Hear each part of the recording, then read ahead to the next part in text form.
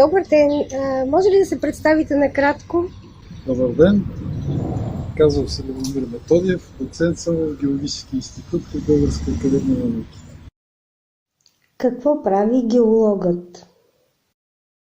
Геологията е една дисциплина, която обхваща най-разнообразни клонове на природните науки, които се занимават с Земята. История на Земята, история на еволюцията, геохимия, начин на формиране на скалите в различни установки. Има и приложни направления, като инженерната геология и хидрогеологията, които работят за оценка на терен при построяване на сгради, за построяването на големи инфраструктурни съоръжения, мостове, тунели, язовири и така нататък. Една от науките, която особено много допринася за развитието на нашето общество, без което не може. Къде работи геологът? Геологът може да работи на терен, както казваме ние, може да работи в лабораторията, може да работи и в кабинета си. Първата работа на геолога е теренната работа. В зависимост от проблема, с който се занимава. Било то събиране на скали, на минерали, на фосили, проучване на находища, първата работа е теренната работа. Аз специално работя в Стара планина, западна и средна Стара планина. Затова се записах на времето да уча геология, защото обичам да ходя в планината. На терена се събира първичната информация. Заснема се, документира се, събират се образци. След това камералната работа е в лабораторията или в кабинета. Търси се подходяща литература за сравнение с източници от чужбина. И се правят най-различни анализи.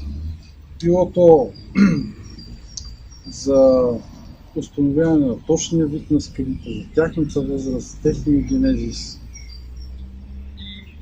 Има редица съвременни методи.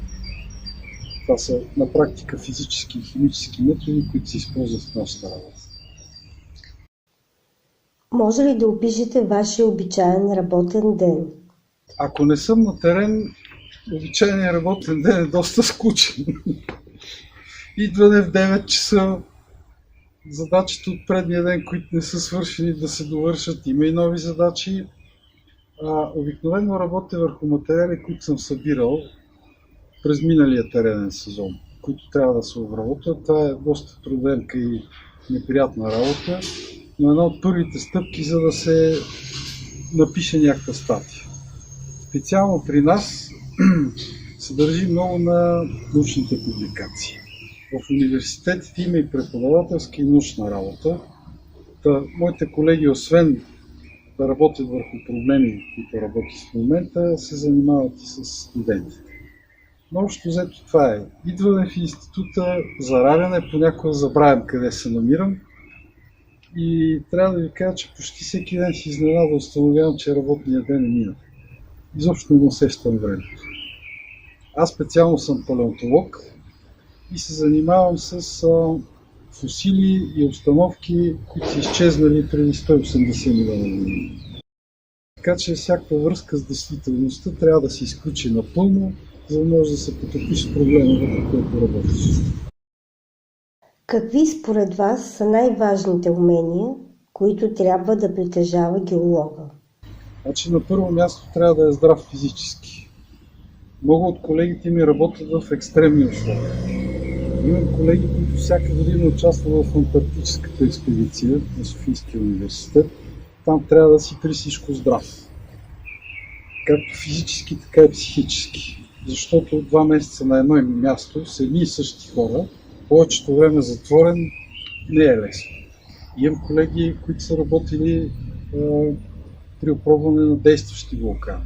Колеги, които работят след голямо земетресение. Първото, което е физическото, психическото здраве, след това трябва да си добре подготвен. Какви според вас са най-важните лични характеристики, които трябва да притежава геолога? Не знам дали може да се отделят някакви характеристики, които да са по-различни от останалите професии, но най-важно е човек да си обича работата. Всичко друго се постига с времето. И опит идва с времето, уменията идват с времето. Няма нещо, кой знае какво специфично. Какво учихте, за да станете геолог? Геология у нас се учи на две места във висше училище. В Софийския университет и в Минно-геоложки университет. Там има геология редовно и задочно обучение. Редовно обучение има в Софийския университет, в Минно-геоложки има и задочно, защото там има много приложни специалности. Минно-геоложкия университет има максайдери, мини техници, рудни геолози. Обикновено те работят някъде и учат задочно. Това е основното. По-рано, мисля, че на ниво средно образование имало техникуми в Перник и в Раднево, които са за техници, но в момента не знам какво състояние са. Дали изобщо работят. Каква е средната сума, която печели месечно или годишно геологът? В зависимост от това къде работи, в БАН специално заплатите са малки, защото бюджетът е малък.